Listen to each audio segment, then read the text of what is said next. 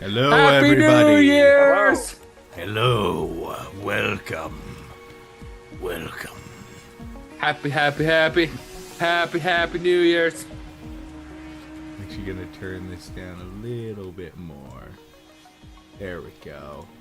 Welcome to yet another subclass of the making of it. Yes. Yes. It is It is of the the making making of it. of it, yes. Quite. It is quite nice, yes. I don't have a wine glass, so this will have to do. So, as you could probably see from the title of the stream, we're making a ranger today. Woohoo! The redheaded stepchild of the D&D classes that I still love despite everything. I love the vibe of it, and I play one on the home thing. They're definitely underpowered, underwhelming compared to the other classes, but you can't help but just love them. Yep, it's because they're very niche. So if you play one and set it up wrong for the wrong campaign, you're borderline useless. But with the new stuff, it's definitely a lot better, save for the railroading into Hunter's Mark. But the easy fix that we thought of for that was don't make the Hunter's Mark require concentration for it. And then boom, now it's a powerful subclass feature that it's just a powerful subclass Or just a feature class. that you have. Not even a subclass, Or a just a class class feature feature. that you just have, yeah. So that's kind of our band-aid fix for it. It definitely... It's not like it does that much extra damage, and it just like what you could do is just say, oh, if you're gonna upcast it, then actually no, that's right. Even if you upcast it, it's just increases the duration of it. Yeah, no, it's just you get several free uses of the base level of it that don't require Doesn't increase the damage. Yeah, that don't require concentration is the thing. Yep. And so yeah, so if you make it not require concentration, then suddenly the class becomes competitive with the likes of the paladin and stuff like that. Now the question is, because it's one that lasts an hour. It lasts an hour on one target. It's not like Hex where you can make it jump a target.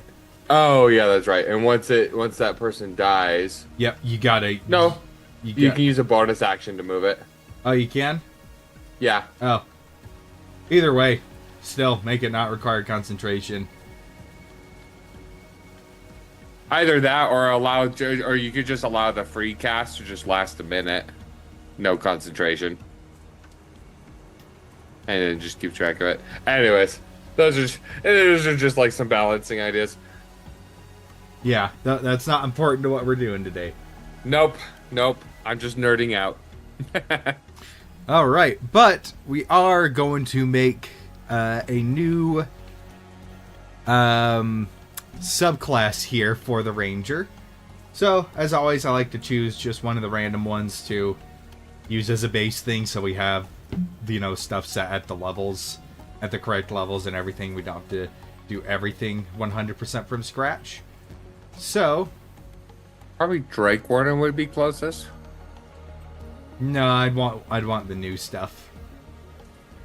Oh yeah, so probably be the new Beastmaster then. Yeah. So, what is this subclass going to be? Well, you'll probably be able to guess what its whole deal is by the name of it. Meet the Outrider Ranger. And, alright, so the description of it would be a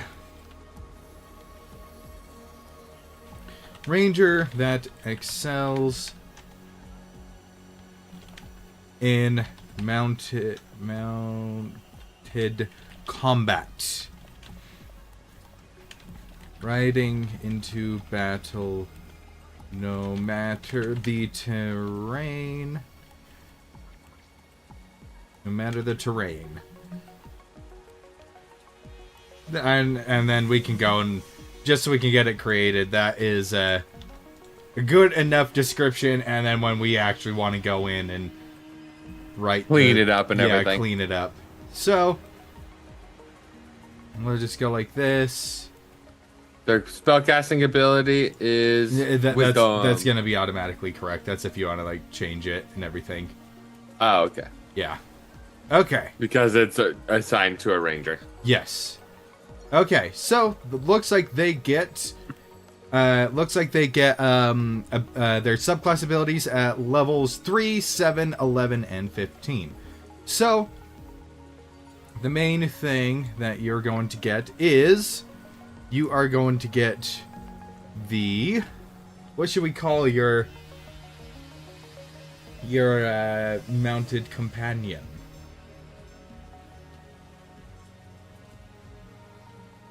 Well, one question. Do we want to go with any kind of vibe, just like natural mounted kind of things? Do we want to go... I'd say just leave it vague and let the player do whatever the crap they want with it. Just, it's something that they summon.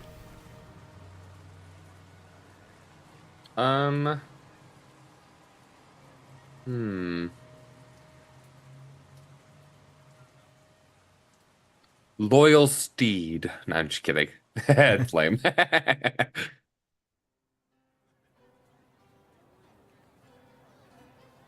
Let's see.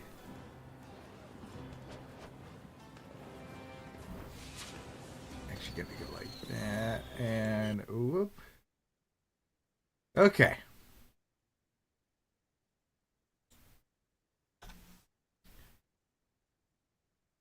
Just trying to think. What would it be called?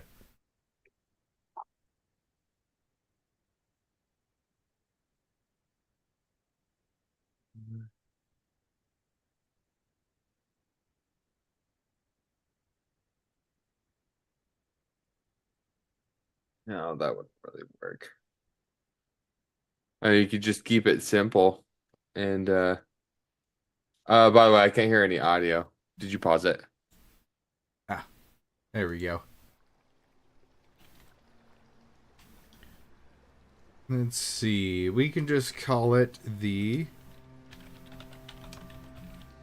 Rangers Cavalry for now.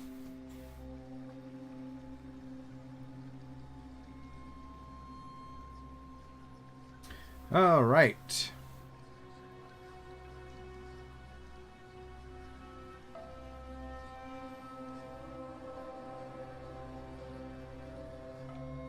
There we go. Okay, so what we're going to want to do is...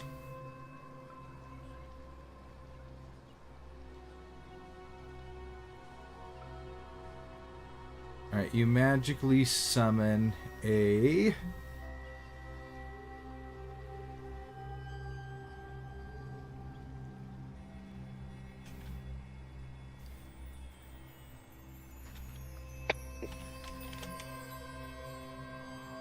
you magically summon a mount beneath you, allowing you to ride into battle.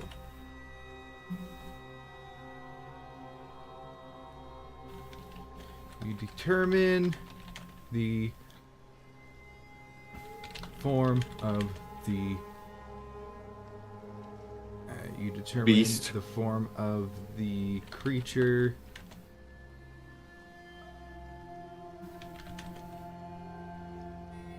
Actually, it could be the mount counts as a beast.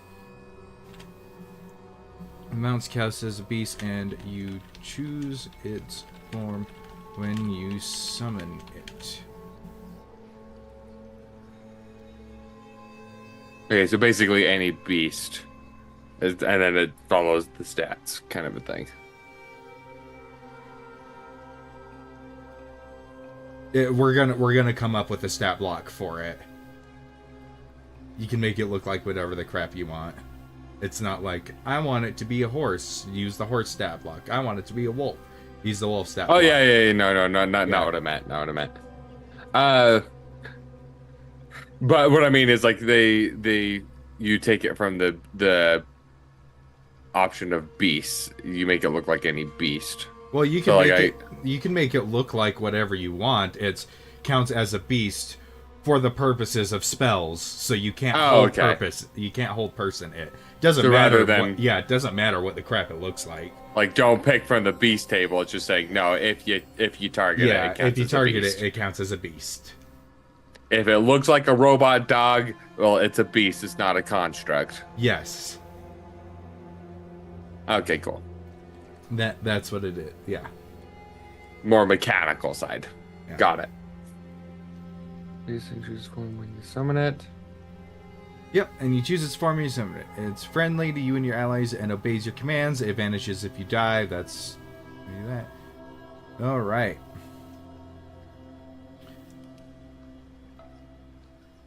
Let's see. And then we can just do.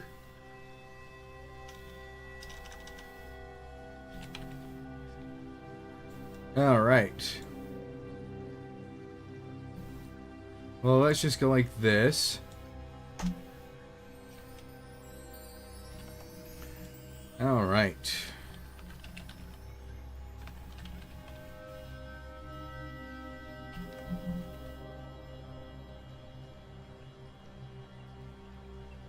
That counts as a beast.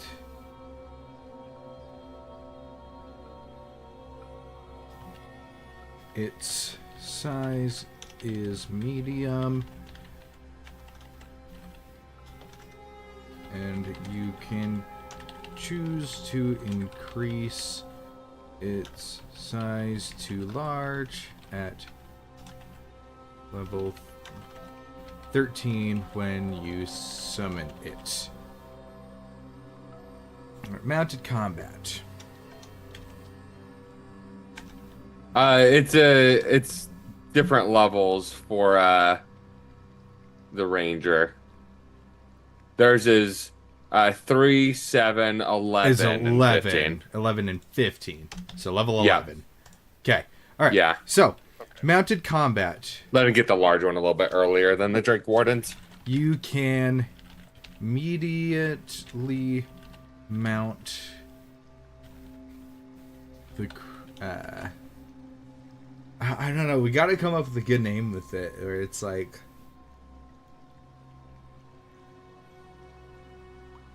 the Well, here's my main question. Is it going to be something that you can just always have active, or is it only active for a certain amount of time? it's always active. It's active until you or it dies, and then you have to restore it.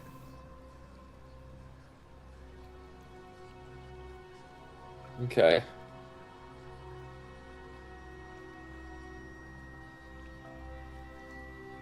Because because if you're doing the mounted combat, I think I would specifically say so. Then that way, if the beast is not summoned, you can immediately, or when you summon it, you can choose to have it spawn underneath you. That's literally what I'm writing right now. Right. But Yeah. but just say Yeah. specifically, if the beast isn't summoned, is what I'm saying. If the beast is summoned, then you got to go to it. You can't just like, oh, over here. Yeah. Unless we you allow can immediately that. mount the creature when you summon it.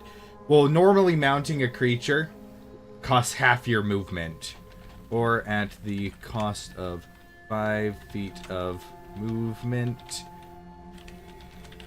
If it's already summoned. Yeah, If it's already summoned. Yeah. Yep.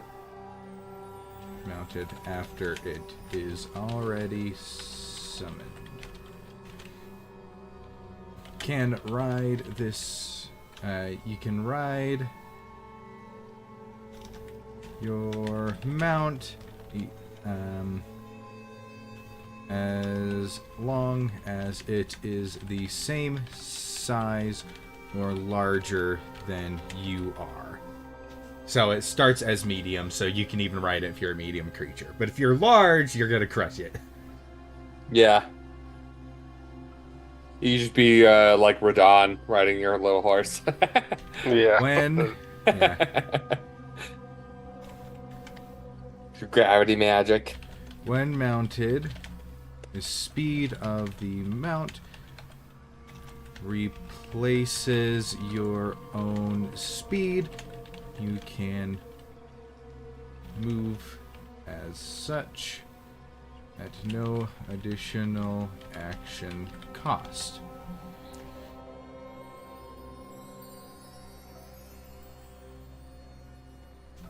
Okay. Any effects that increase your speed, such as the Long Strider spell or mobile feat, extend to your mount as well, as long as you are mounted atop it.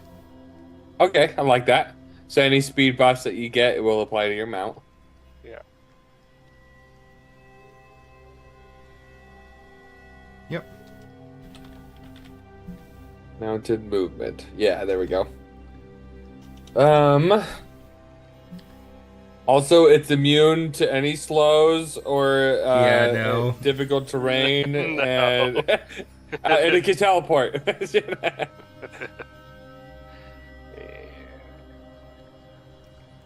Okay, so it's some decent movement.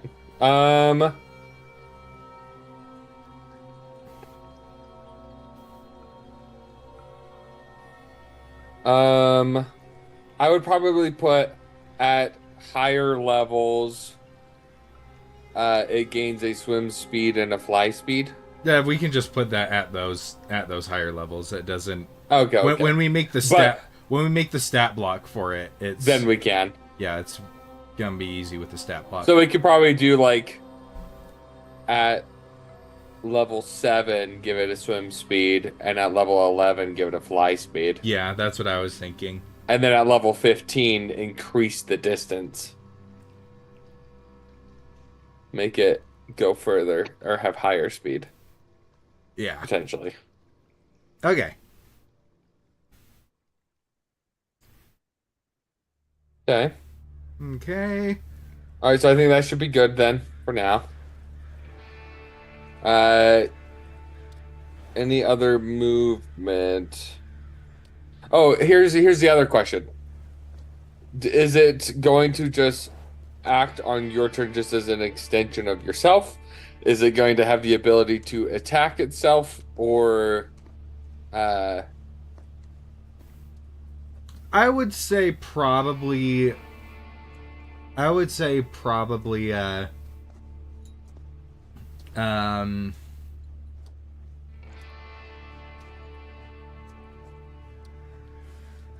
maybe not allow it to attack itself. That way it's different from from the other two?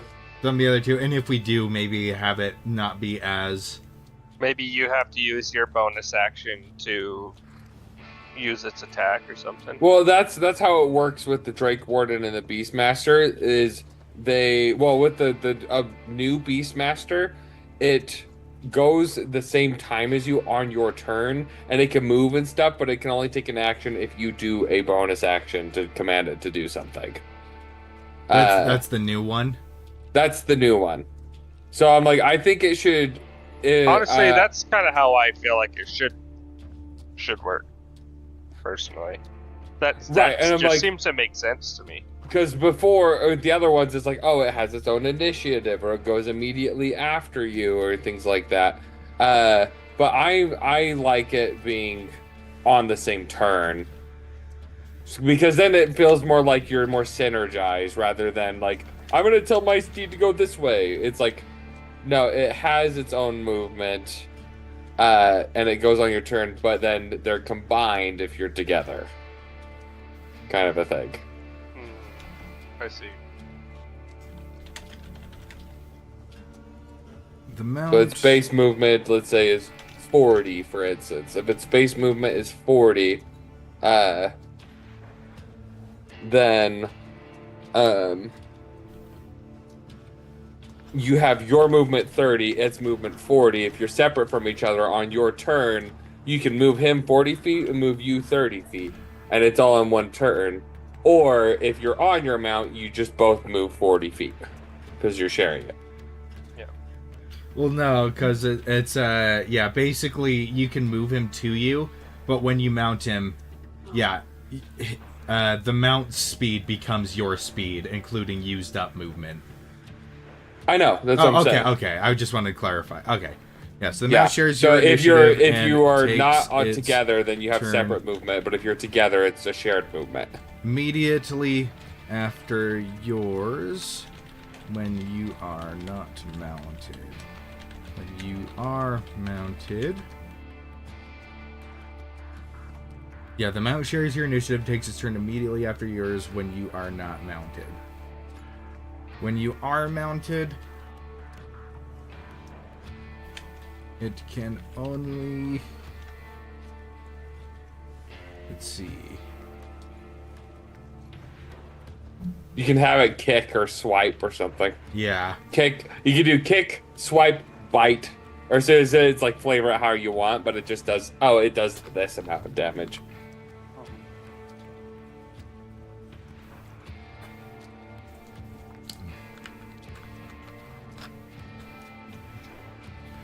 You are not mounted. I'm just imagining having like some big war horse. That you're Right. riding on. Yeah. While mounted... Dude, I'm thinking about, like, imagine riding a giant turtle. Just a giant tortoise. Giant snapping turtle. Yeah. That'd be Have cool. a bear. Just ride a bear in. Yeah, and it can only take the dodge, Mine's an ostrich. dash, and disengage actions. While you are mounted, you can use a bonus action to command your mount to attack. So when you're so this will incentivize you being mounted. When you're not mounted on it, it can only move, dodge, dash, disengage.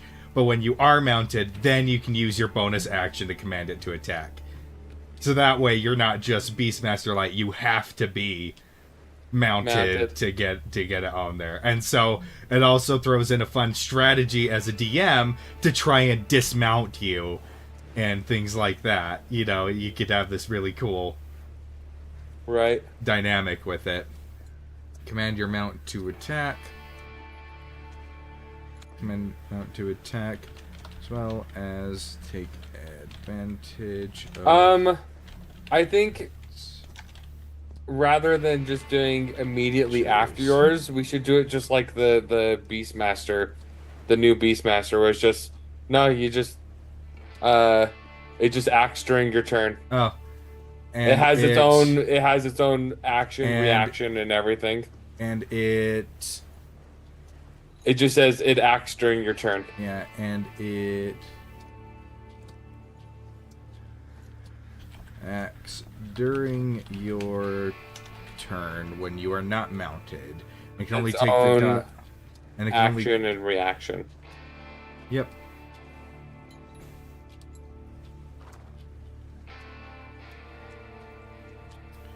Alright, while you are mounted, you can use bonus action to command your mount to attack, as well as take advantage of the mount's passive features.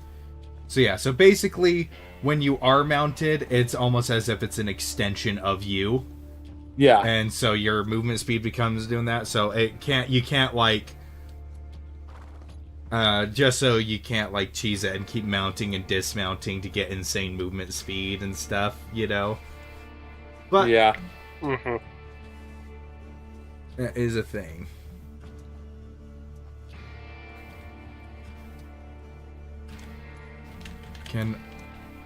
There we go. Alrighty. So, and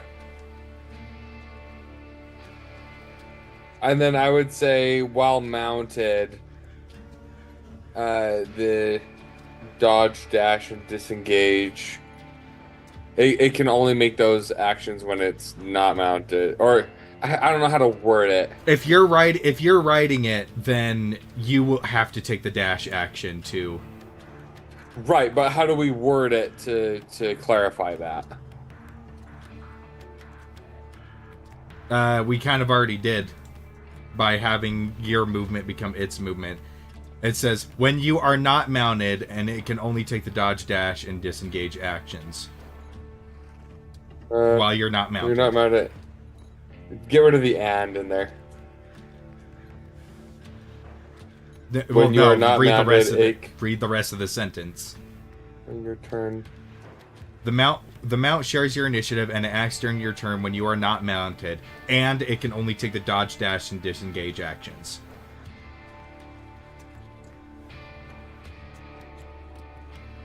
While you are mounted. Oh, okay. I see. Yeah, while you are mounted, you can use a bonus action to command your mount to attack. So take and features. Dashing, dodging, and disengaging. And disengaging will cost your action when mounted. And the effects of those actions will disappear when you mount your... will disappear if you mount your mount. If you mount your mount during the same turn that it dashed, that it used that action. So basically, if it dashes to get to you, and then you hop on it, it is no longer dashing once you hop on it. Right, yeah, because then that way then you're you not can hop off, dash, hop on. Hop off, dash, hop on. Yeah.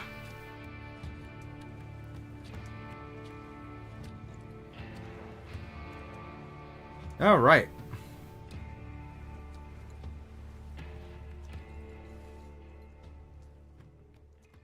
And then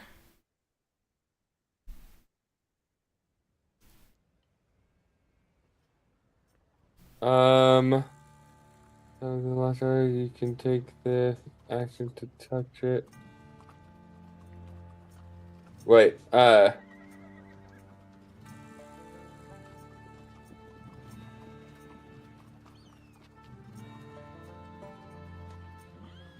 Yep.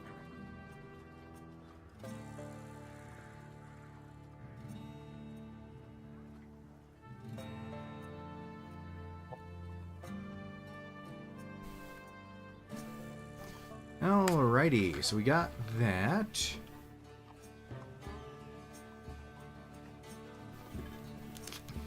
Do we keep that the same for restoring or replacing? I was thinking that, yeah. Spend a spell slot.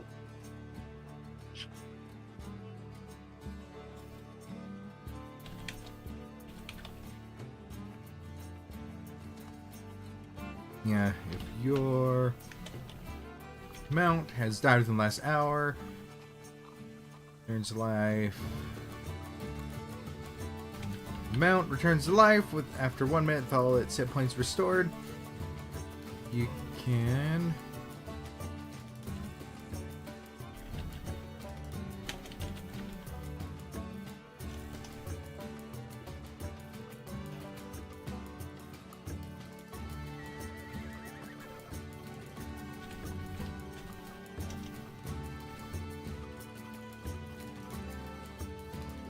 choose its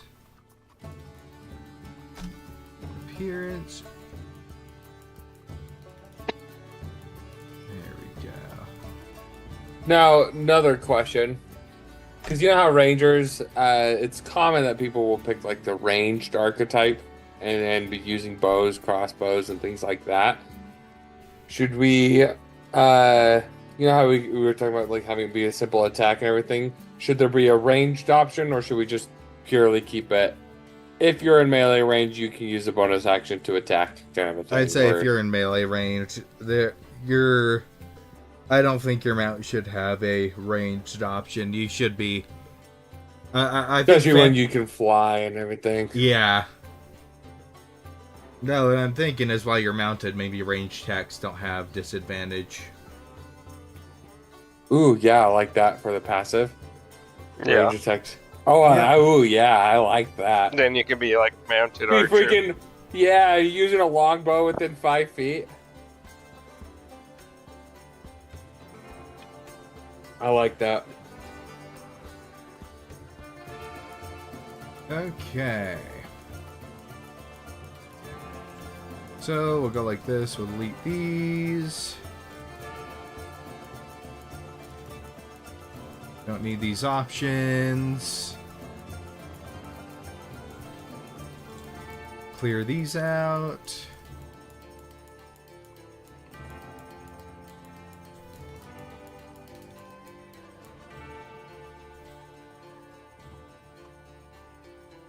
Alright. We'll go like this. There we go. The special one.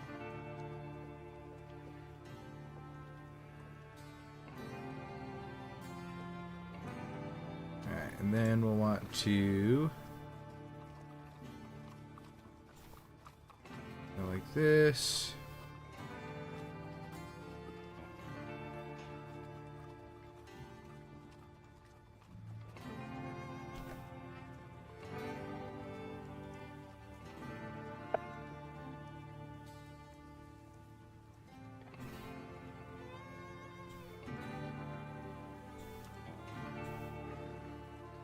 Save. Edit. Paste. Paste. What's the bottom line say? What? Scroll up and go to the bottom. Whenever you finish a long rest, you can sell your mount, which appears in an occupied space. Okay, cool. Okay. Then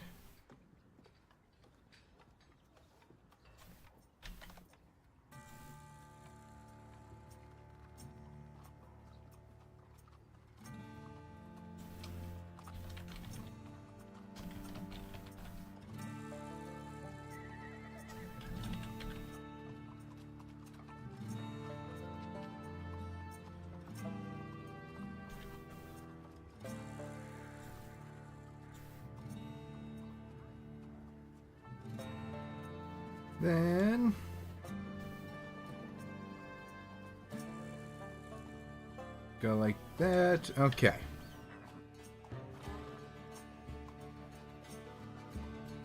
And then we can just bring this down to here. And paste the whole thing. Paste. Save. Beautiful. Okay. So here's all the things that you can do. Then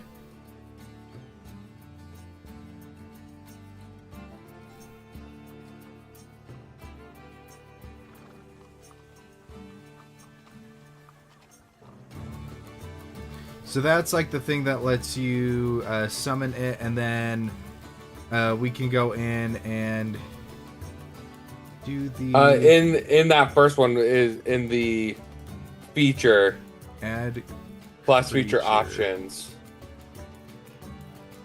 So no, do the in the feature options one. What? No, you don't need, you don't get a select from a bunch. This is a base stat block. I know, but in the class feature, because that's where the 3 tables was in the class feature one. Yes. Because this one, it's a specific type of monster. Oh yeah. That's what I'm saying. The other one is just a generic. This is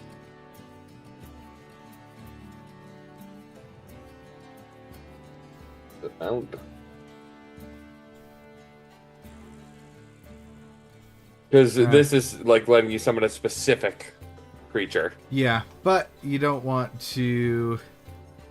No, that's where the Beastmaster ones, where their tables was in the class feature options.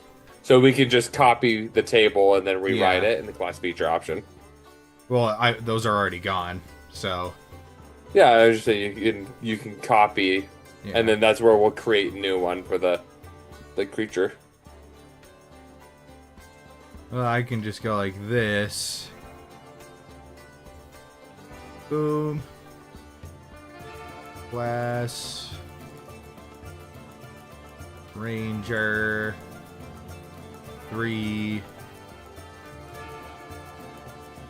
There we go.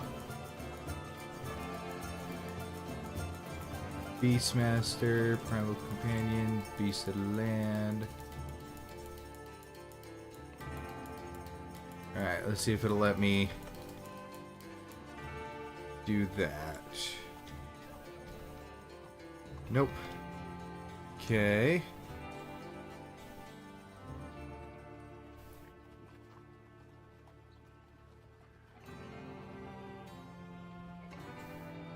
And...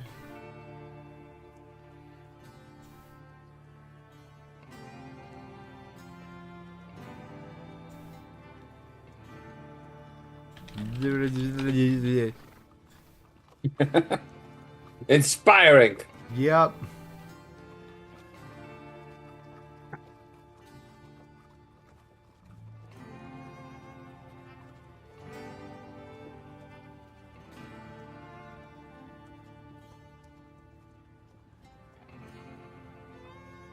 No, theirs looks weird too. Yep. But we're gonna copy that. And then do it in the class feature rather than in the main thing. Yeah. What do you mean in the class feature? Class feature. No, that's if you have more than one option. So like you go and you pick one. That's what we were doing with the sorcerer. That is a completely different thing. That's if there's multiple to pick from. Yeah, multiple options. Okay. So, we'll go like this. Rangers, Cavalry. There's Cavalry. Z equals 13 plus your wisdom modifier. I think that's good. 5 plus 5 times your ranger plus your ranger level.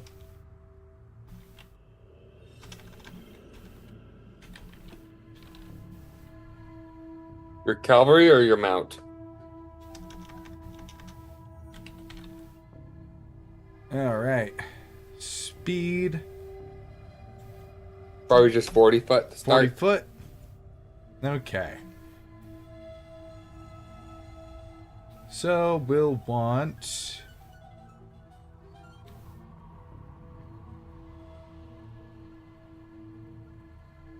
Okay. Do we want to change those stats? I'm looking across them right now, so...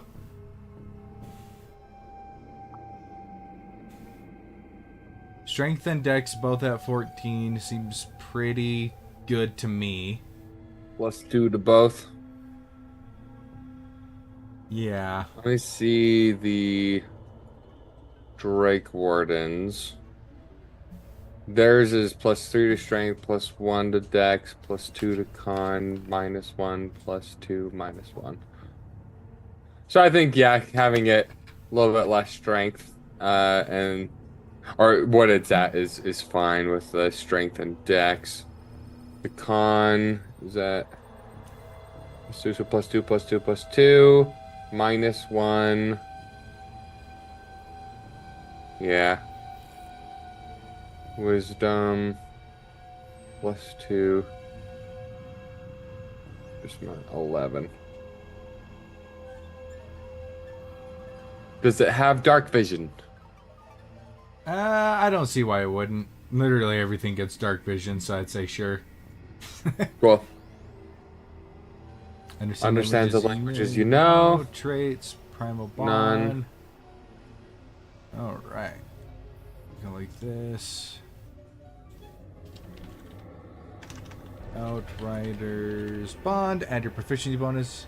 Actions. Okay. So it does the actions. It's got.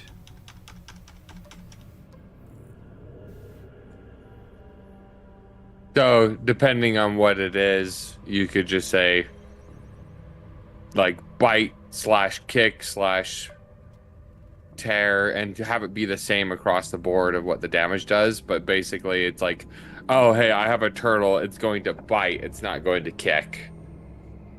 So you could like bite, kick. I mean, yeah, claw. That's you don't need to name it that. We could just call it the. Let's see.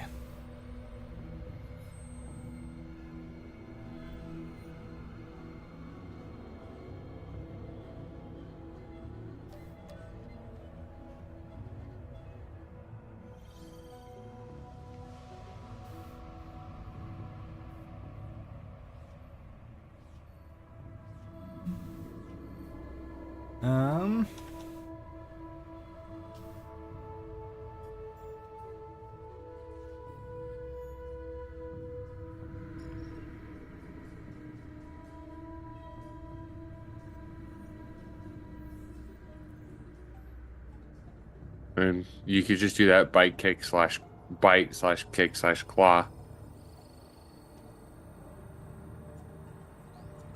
Not too bad. I just don't like it. No specific reason. I just think. I don't know if there's a specific one that's going to sound good and have it make sense across. It literally said beast strike, not beast bite / kick / claw. So we could just call it. And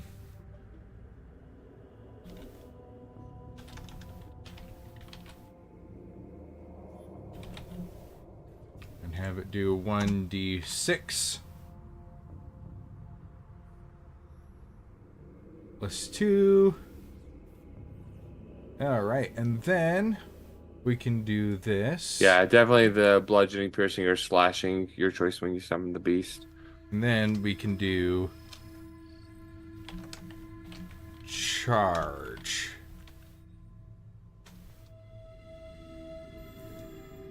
If your mount moved at least 20 feet straight toward the target,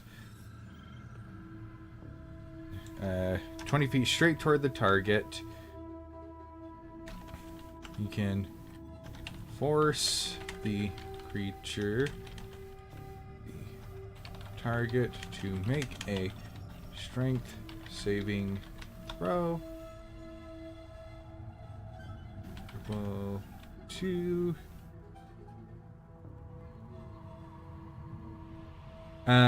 what would be a good saving throw for this thing? I don't know what you're trying to do.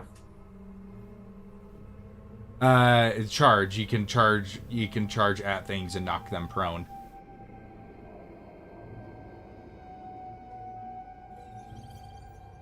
Like a stampede style thing.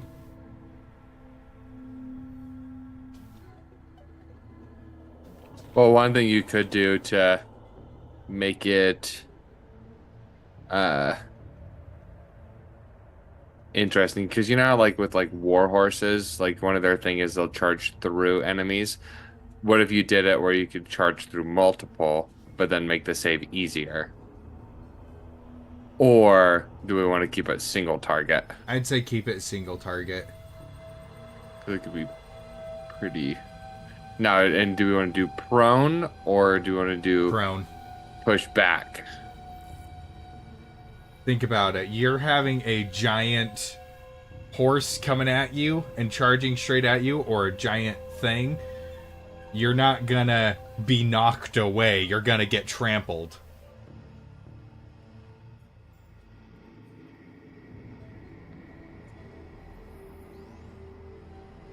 Or knocked back and prone.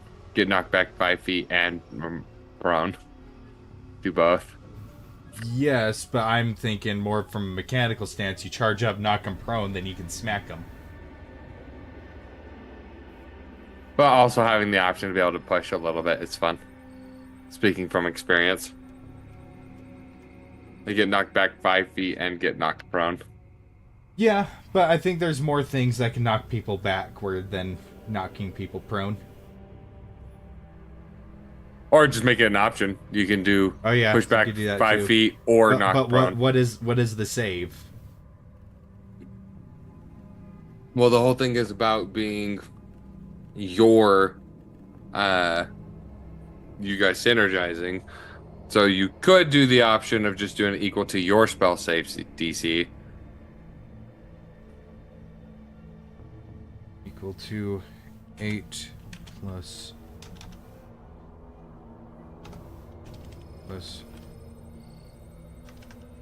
But you should say your wisdom. 8 plus your wisdom modifier plus efficiency bonus. Or be knocked prone or pushed away 10 feet. Your choice. 10 feet. Your choice. Okay, there we go.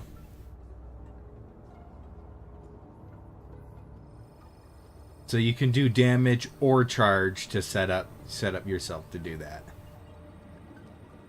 So basically you just have this plus your you just have like an extra d6 damage you can do on your thing if you don't have anything else to do. On the cavalry strike, it changed the wording at the end to your mount rather than the beast. When you summon your mount. Okay, there we go. Should we mention on there, because like we set it up above, but should we mention it on the table so it's not conflicting, saying if you are mounted then you can take it? It should be included in the stat block because it already says when you're not mounted it can only take these actions. So okay. Yeah. And then if a DM allows it, let them do it. Yeah. Medium beast can be large at level 11. 40 foot, and then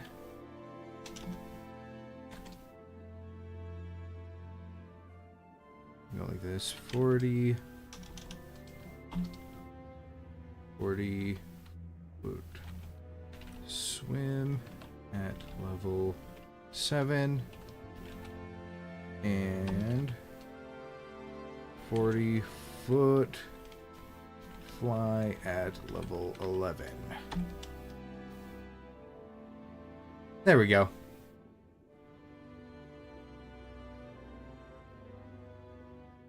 Awesome. What about passive? Should we have a... Because you said you gain passive abilities. Should we include that in the stat block as well? I was thinking, when I first thought of it, I was thinking the Stampede would be a passive ability, but I don't think it should have any passives. I liked the, if you're mounted, you can do the, you don't have disadvantage on range attacks. That's you, though, not feet. the mount. Not in the mount stat block. That's you. Oh, okay. So I was thinking of making another ability of bonuses, because this is everything... At level 3. This is everything that the mount can do. Yeah. But then we need to go over what do you get what as do the you ranger. get? Yeah. Right. So, yeah. I see that, yeah. Okay.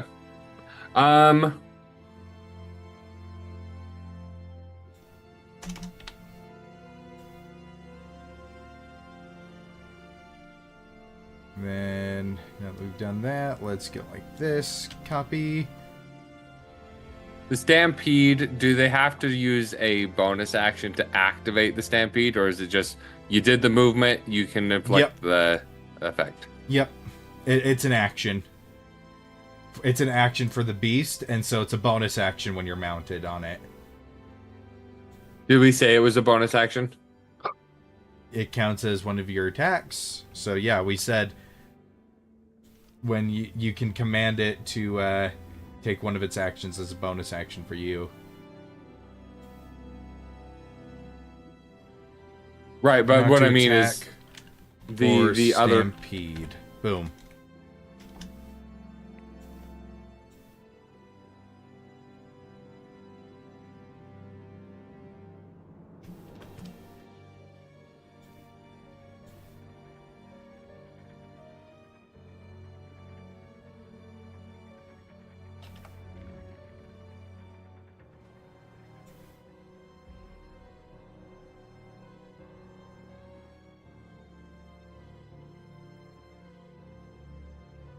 Yeah, the mount attacks as a bonus action, but in the stat block, Yep, it doesn't say that. That's how it works.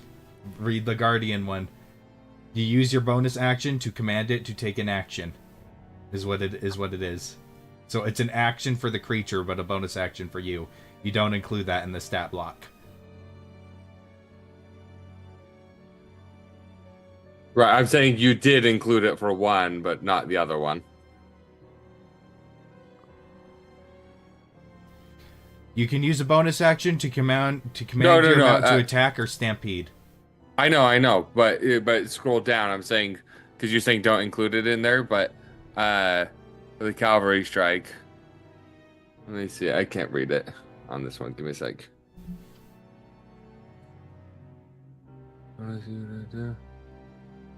Okay, I can't read it, so all I saw was bonus while you were scrolling. It says your attack roll bonus equals. Never mind. Okay, you're good. It's super hard to read on here because it's all blurry. Yeah. Okay.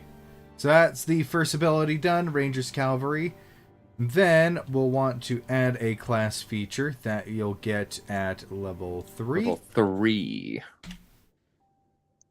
And then we will call it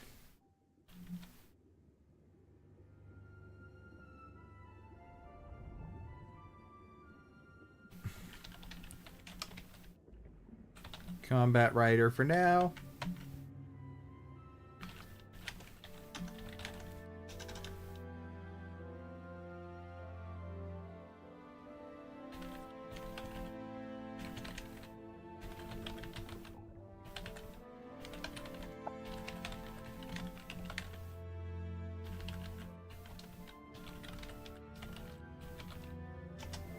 Alright.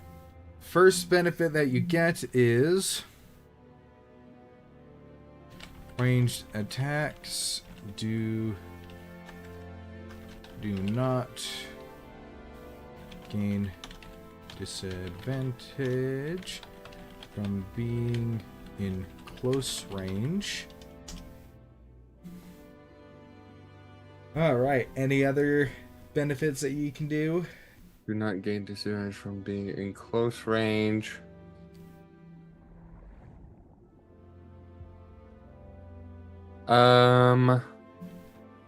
Any creature you attack has disadvantage on attacking your mount until the end of your start of your next turn, or end? Wait. Until the start of your next turn. Has disadvantage. Oh, okay. So anything that you attack, then it has disadvantage against your mount. Probably start of your next turn, yeah. Since it's shared. Alright, and then there should be at least one more thing.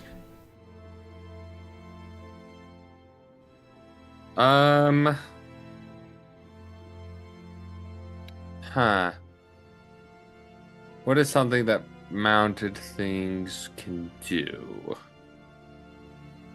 Should we do any kind of bonuses to, like, for instance, like dexterity saving throws or things like that? Or I was thinking more something like that at a later level. because I'm like the mounted one, I think allows you to do it the gives you mounted combatant. evasion. It gives you evasion, basically. Yeah. I was thinking something at a later level, not at level 3.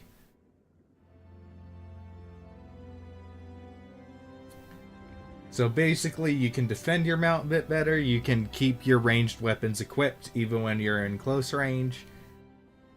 Anything else? I feel like there should be at least one more thing.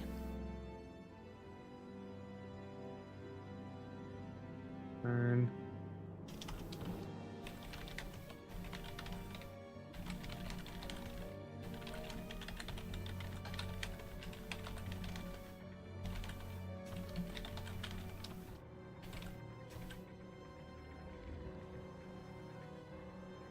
Just to gain disadvantage from being in close range. I feel like, yeah, we definitely need to add at least one more thing. Yeah. What is something that would be fun to do while you're on a mount? Like, that makes sense, but just, like, makes you excited to be on a mount.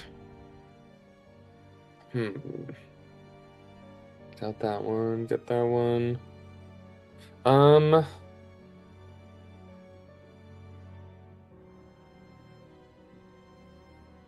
You have partial cover. Just kidding. No. That's just an immediate +2 to your AC. Yeah, no.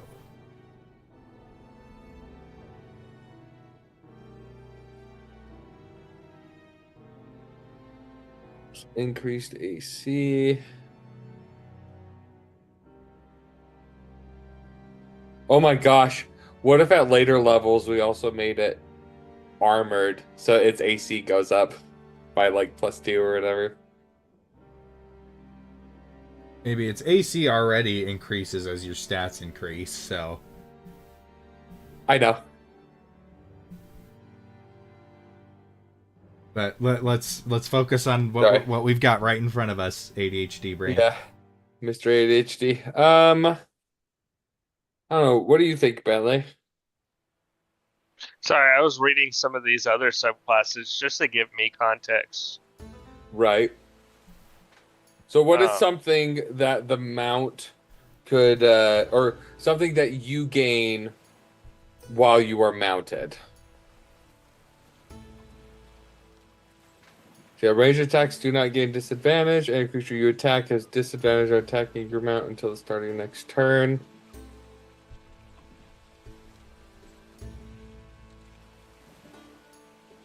Should we make it so then that disadvantage also works if the horse hit, or if the creature hits it, or only if you hit it? Let's Any see. creature you or your mount attacks. I feel like it should be you. Yeah. Because if your mount is hitting somebody, I feel like they would want to take a swing at it. Right. They should be less likely to hit it if they took a hoof to a face. Yeah. That's fair. Attacking your mount until the start of your next turn.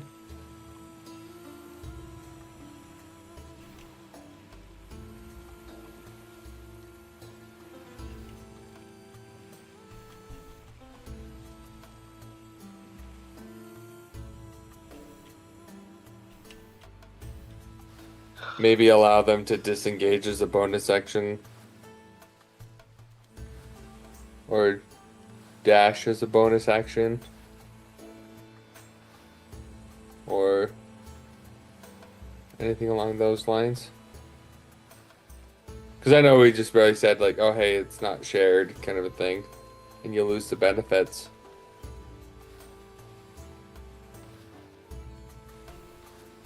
But it's like... I would say no to that, just because... Because that's immediately 80 feet. That's immediately 80 feet on every turn with just a bonus action, and you're already being like, oh, hey, screw you, Rogue. I got 20 more feet of you when I dash.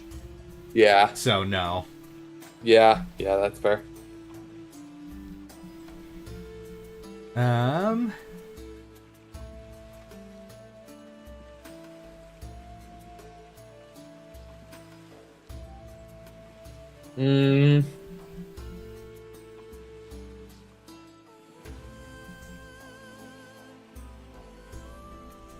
Oh, wait, duh. You can't be, what if it's, you can't be, dismounted against your will unless you are killed or incapacitated? Or actually, no. Or you, You have advantage on any saves that you need to make that to would stay knock you prone. That would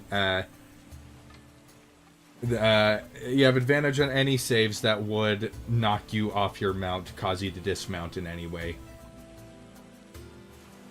Yeah. So like something trying to grapple you, something trying to something lassoing you, something ramming you off. Right. It's a possibility. I definitely like that one most of anything we've talked about. Well, that is just something I'm saying you should have. If your whole thing is staying on the mount. Is staying on a mount, you should have abilities that let you stay on your mount. Right. Yeah, so I think that's a good idea. Advantage on any saving check or saving throw to remain mounted. Ability check or saving throw to remain mounted. Okay, there we go. I feel like that's good.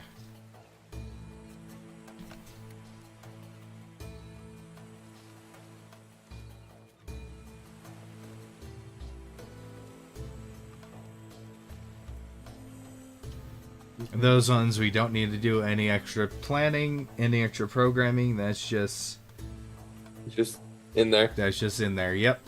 That's just something you do. I think about until the start of next turn. Ability to extend to remain mounted. Yep.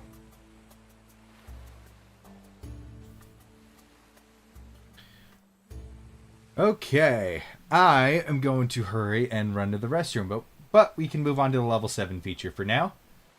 I'm going to hurry and run to the restroom. Okay, so it says, when you take a bonus action to your mind...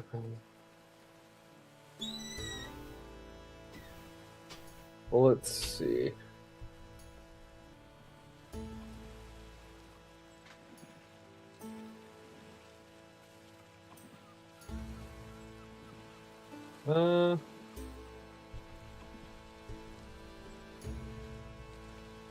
Okay, well, let's see. Let me see what the other one is of the Drake Warden one.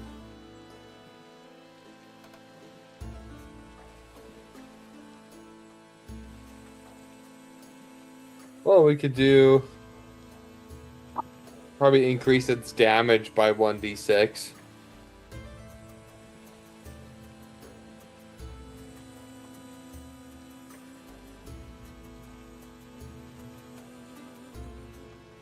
Go.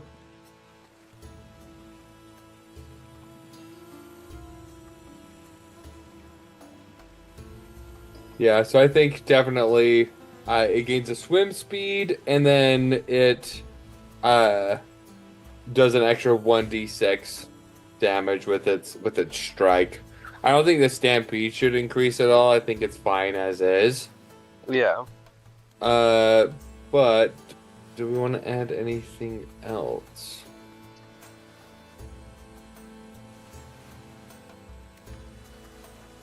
And then at level 11, it can become large, and then it can fly. Level 15, we could make it do even more damage with 3d6. There we go. So, thinking we should keep it simple and just have its swim speed increase, and it does an extra 1d6 with its attack. Sorry, what? So, first and foremost, it can get its swim speed up, so it gets 40-foot swim speed, and its attack, if you make it do its attack, does an extra 1d6, so 2d6 plus proficiency bonus. No, not doing that attack one. Why? Because then it's better than literally everything the Beastmaster Ranger gets. Is it? Yeah. 2d6 is better than 1d8. That's what the Drake Warden gets. It's 2d6, and you can mount it at level 7. But once again, we don't want this creature to be as strong in combat as the Drake Warden. We established that at the beginning. We don't want it to be... We want it to be based off of what you and the beast do together, not just making your beast stronger.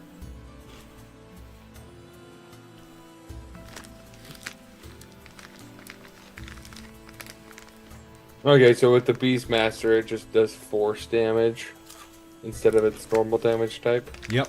Maybe you gain bonus to hit while you're mounted.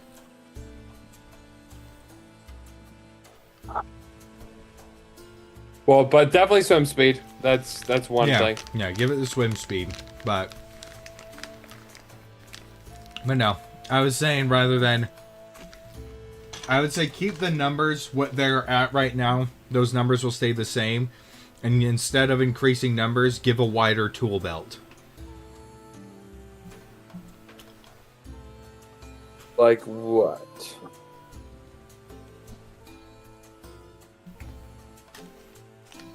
Maybe, like you were saying, now that you're level 7,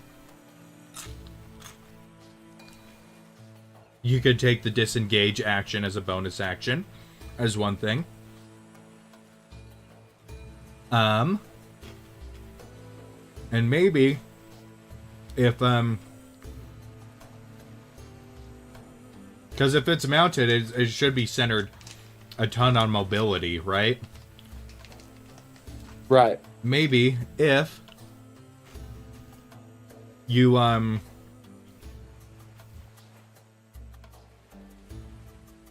maybe if, you're forced to make a saving throw, or maybe if a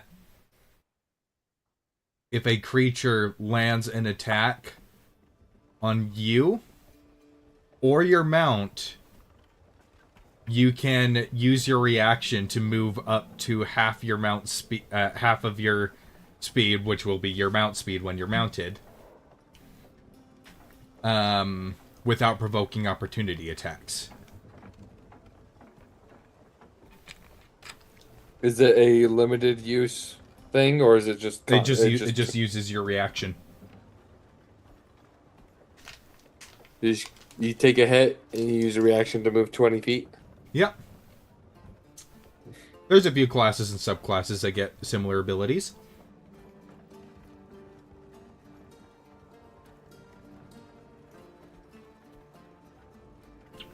So do the 3 then? They get a bonus action disengage, and they can move the 20 feet, and they can get the swim speed?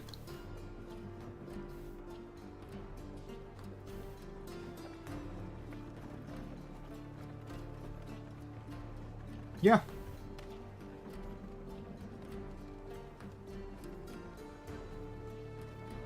The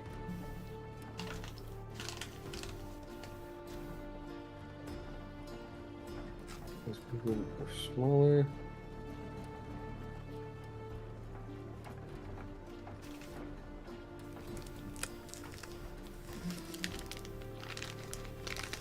So that's one idea.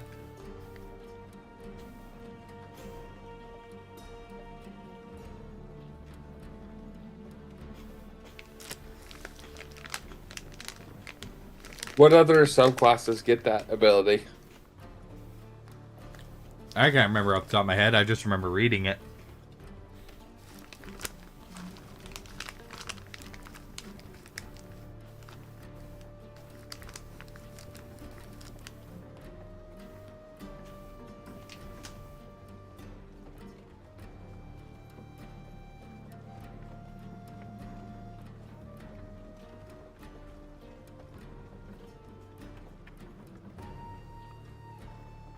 Where is it?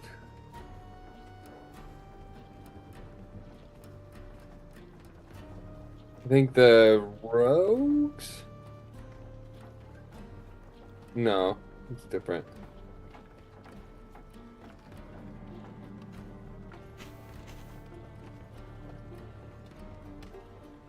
And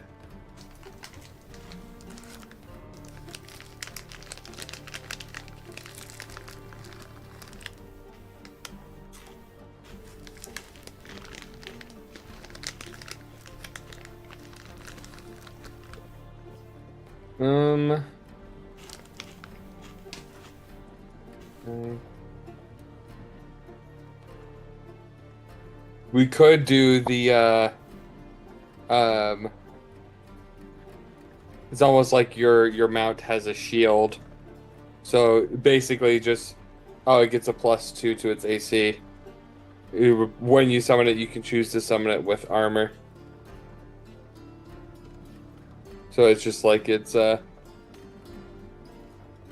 actually wait, let me see here. Proficiency bonus, that one's 13 plus wisdom modifier. So it would have higher AC compared to the other companions and things. I would say if we didn't have the thing that made it so it's disadvantage against it, then I'd say yeah. But since we already have the disadvantage on it, I would say rather than just giving your thing a... Because the thing is, it's like, it's good. Being able to get just that +2 AC is good, but it's kind of boring. And honestly, I think it'd be more fun if, like, you worked out something with your DM to be like, hey, I have this mount. Could we go on a quest to acquire armor for it, you know? Yeah. Yeah. So I think that'd be much more cool to instill in the game. It's a fun storyline or like a thing for like, oh, I'm a blacksmith. I'm going to create something for it and have it just work like a shield, basically.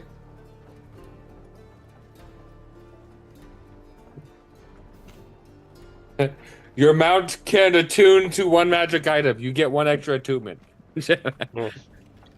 One extra attunement slot. I had an idea for an 11th level ability called Lead the Charge. And then, like, you can trade your initiative turn with another willing person, so that way you can like be at the front and then like gain advantage to your first attack to the beginning of combat.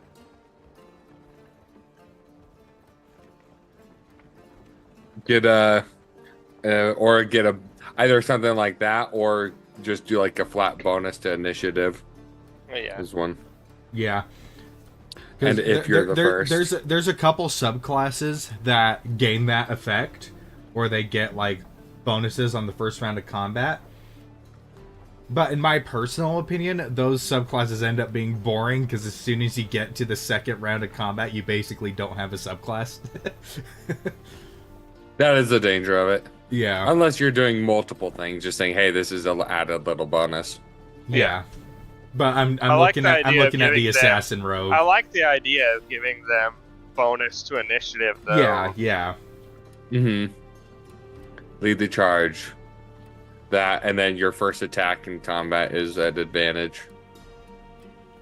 Or something along those lines. Your attack rolls have advantage on any creature that hasn't taken their turn yet. Ah, there you go. I like that. I like that.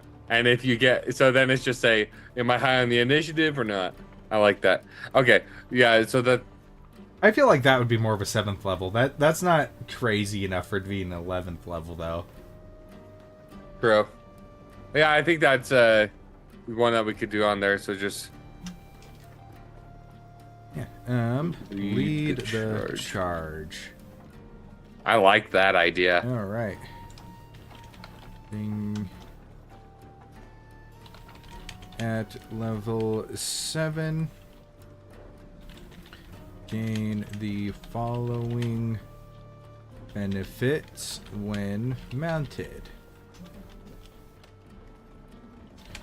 You gain a bonus to your initiative, well, to your proficiency bonus. That way it'll keep going up even higher and higher. It'll increase higher and higher. And at level 7, I think it's a +3, isn't it? Yeah. Is +5 the highest? Or give me a sec. I don't know. 6. No, never mind. Yeah, it is 6. Which that's good. A +6 to initiative at starting at And level you're already 17. probably going to be a dex-based class anyway. And then you can get the alert feat as well. Right, so you could just stack that on there. Yep. And you have advantage on attack. And you and your mount have advantage on attack rolls against creatures that have not taken their turn yet. At the start of combat. Or taking their first turn yet. Taken their first turn yet. Alright. We'll just go I like that. this. Learn to maneuver your mount with expert precision and speed, allowing you to weave through the battlefield. So you go like that. I think there definitely should be something more than... No. I'm adding more. Oh, okay. I'm basically I'm thinking like every level you get a small handful of abilities that you get to do. Mm-hmm. Well, I mean, that's how it works with, gains like the Drake Warden, for instance. 3 different effects speed happen. Equal to its walking speed. And there we go. Alrighty, and then can now use your bonus action to command your mount to disengage, and the effect extends to you as well. So now you can disengage as a bonus action. Yep. And then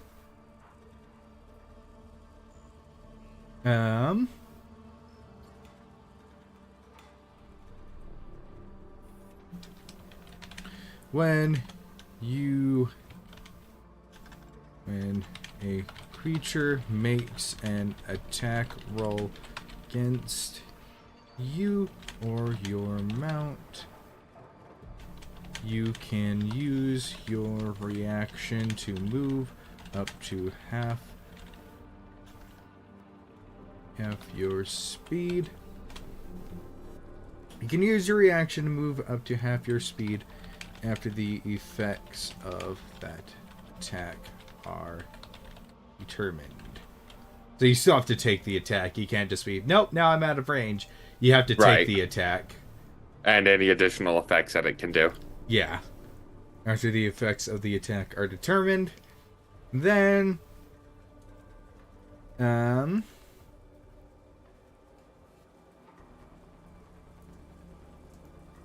question, just about mechanics of it. If you're stunned, but your mount isn't, can your mount still move? I mean, or like it acts on your turn. Right. But if it's stunned, then obviously you wouldn't be able to. There's rules about it. It basically, it's like if your mount acts independently of you, then it's just its own doing its own thing on its own turn. But if it's your actual mount, then it basically is following whatever you do. So Okay. I think your mount, I think for balance wise, if you get stunned or paralyzed, your basically your mount can only do what it can do normally on when you're not mounted. So basically you're not in control of it. But I'd leave that to the DM to decide. Cool. Because I see validity in both. Right. And then anything else that you should get?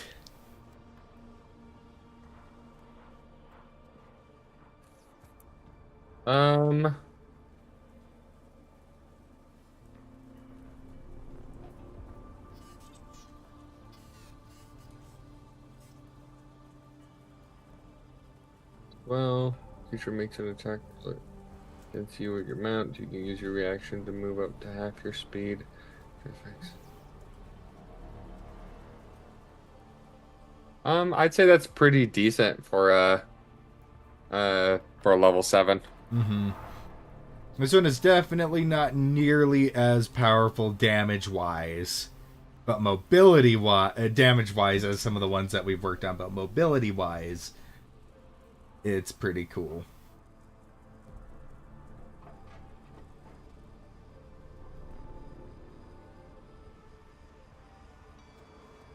Okay. Yeah, I'm like looking at these other level 7s. Most of these pretty good.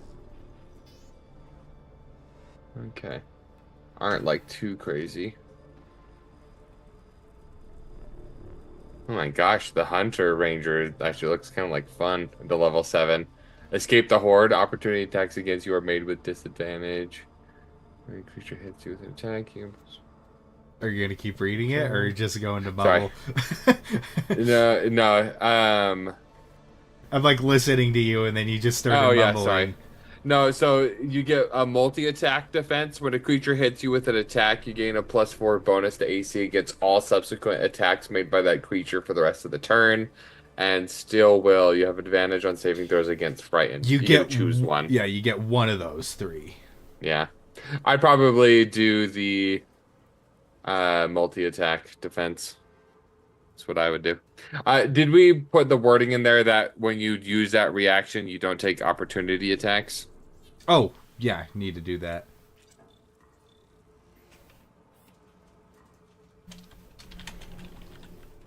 This movement does not provoke opportunity attacks. There we go.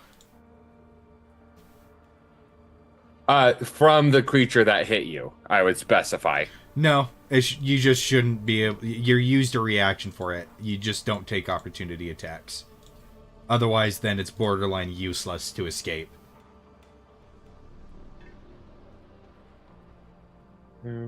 Then you would literally never use it, ever. If there's more than one enemy, you're not going to use it. You want to be able to get in and out.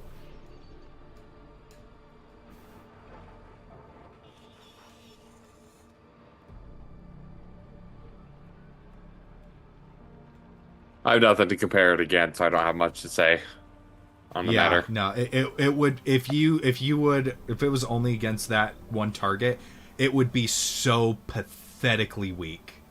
That's how it works with that 1 feat. The mobile feat. The mobile feat. Except the mobile feat doesn't take your reaction. That's just part of your normal thing. And if you have multi-attack, you attack. It just happens. Same thing with the Swashbuckler Rogue. Dude, if you're using your reaction, that is so bad. It is very bad. I think the feats I would want to take with this class, mobile and mounted combatant, are definitely 2 that I would want to take for sure. One thing I will say, I do think that some of these earlier abilities do need some work as well. Like what? I don't know yet. That's the thing. I'm saying we've been streaming. We're getting pretty close to the 2-hour mark. Mm-hmm. I would say let's put this subclass, the rest of the subclass, on hold and let this idea marinate a little bit more. Yeah. Because I don't think it's like we have some fun things they can do, but I don't think we really have like, other than riding a mount, unlike the Fused Sorcerer, I feel like this doesn't have that strong of an identity. You know, it A lot of the benefits are kind of underwhelming. it feels like the frame. It feels like the framework of something, but not an actual thing. I feel like this needs to marinate a little bit longer before we keep going. We need to give it a stronger identity, more of a reason to play it.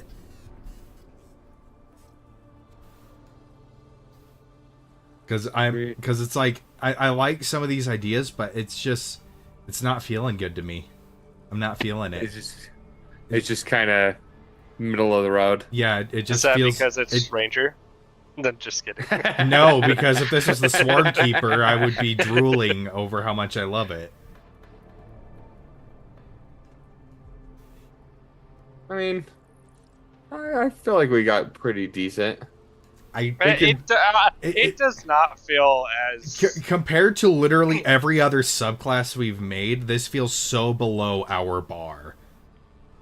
Of the ones that we've Of made. the ones that we've made, this feels so below what I know we're capable of.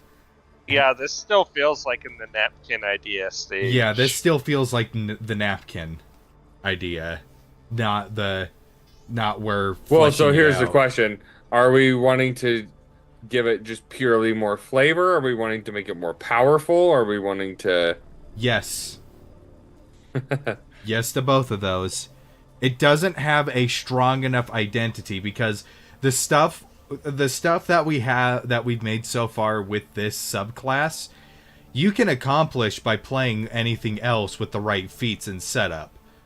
You can just, it's like, you can be a Battlesmith Artificer or a Beastmaster Ranger or a Cavalier. You could just ride your Primal Beast. Or a Cavalier Fighter, and you can get this stuff and more through feats and stuff. I love the idea of having a Ranger that excels at mounted combat, but the actual mechanics and the ideas we have are just subpar of what I know we're capable of making.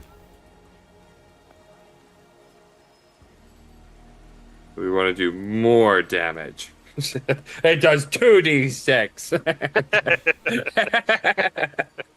No, the main thing, but yeah, it's like the main thing that's at the back of my head. It's like, as we're doing this, it's like I'd rather just play Cavalier Fighter with the mounted feat as we're doing this. Yeah, I would just rather play a Cavalier Fighter with the mounted combatant feat. It's not.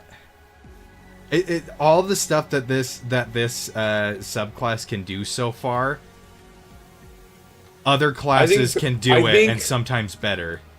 I think a good thing to do, though, then, would be think up more ideas of limited use abilities. Yes, limited use abilities. So then that way it's flashy. Yeah, but yeah, it needs. I don't know what those would be. I know, but I'm just saying, it's like we literally had this idea earlier for it, and we have not fleshed it out enough to be sitting down and actually making it a subclass, in my opinion. Well, I mean, that's what we do with the other ones.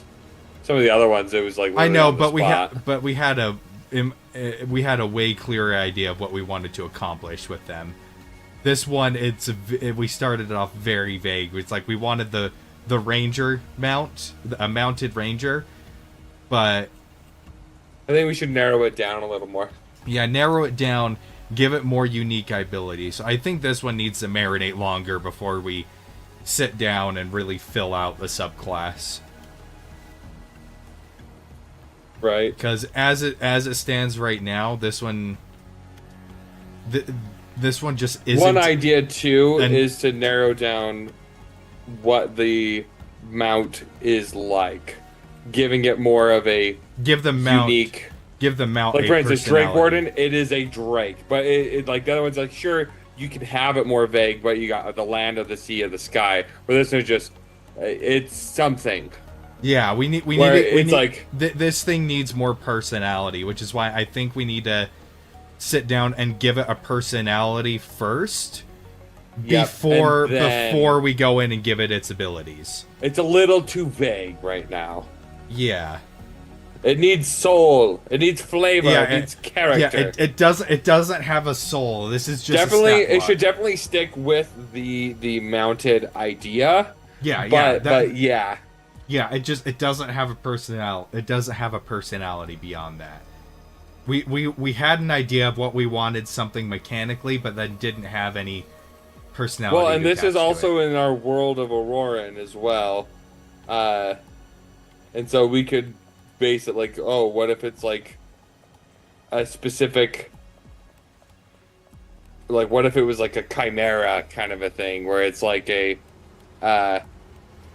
along the lines of like, oh, it's a griffin, not necessarily a griffin, but like that idea of it's like a more unique beast, and obviously you flavor it however you want, but like,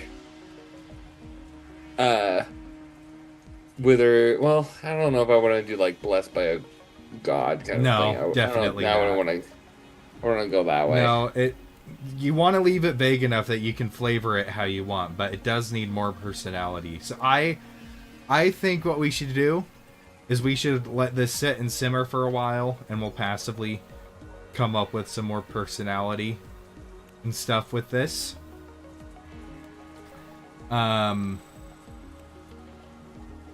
But I think until then, I think we should set this subclass aside until we know what we want flavor-wise, and not just we want it to be a mounted combatant.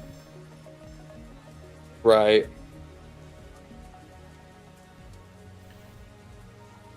More...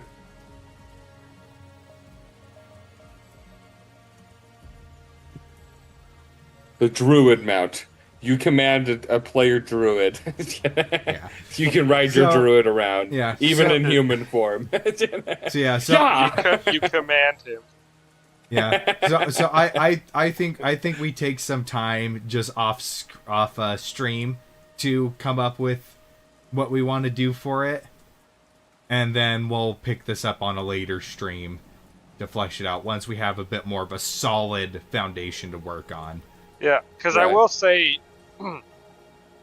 at least with Fuse Sorcerer, you guys had a pretty clear idea. Yeah, it was very a lot of the stuff you wanted to do before you even jumped on stream and started getting into it. Yeah, we had a lot of ideas, because it's like someone being infused with a magical artifact invokes a lot of ideas and a lot of creativities of what the artifact would do, and it begs the question, answers that. All we had for this was, we want a ranger that rides stuff.